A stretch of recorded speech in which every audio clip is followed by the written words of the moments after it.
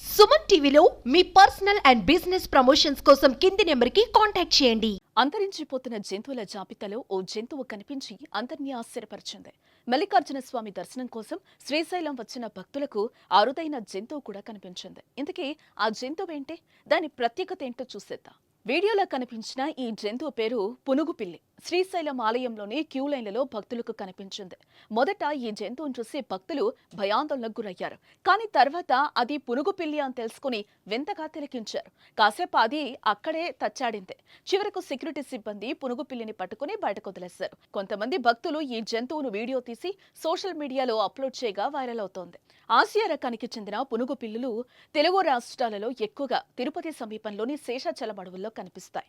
శ్రీశైలంలో కూడా ఇంతకుముందు ఎక్కువగా కనిపించినా ఇప్పుడు కనిపించడం లేదు. ఈ జంతువులకు అరుదైన ప్రత్యేకత ఉండడంతో మంచి పేరుగాంచాయి. దీని శరీరం నుంచి జవాది, పునుగు అనే సుగంధ ద్రవ్యం లభిస్తుంది. వీటిని దైవారాధనకు వినియోగిస్తారు.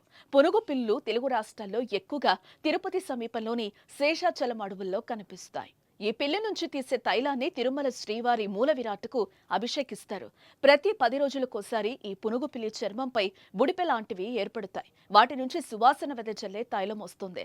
అలాగే ఒళ్ళు నొప్పులను తగ్గించడంలో ఈ తైలం ఎంతగానో ఉపయోగపడుతుందని నమ్మకం. ఎన్నో ఉపయోగాలున్న ఈ తైలానికి ప్రపంచవ్యాప్తంగా మంచి డిమాండ్ కూడా ఉంది. ఇవి అంతరించిపోతున్నాయి. ఈ పునుగు పిల్లులు అంతరించిపోతూ ఉండడంతో తిరుమల తిరుపతి దేవస్థానం ప్రత్యేకంగా పునుగు పిల్లులను సంరక్షిస్తోంది. దీంతో తిరుమలలో గోశాలలో వీటిని పెంచుతున్నారు.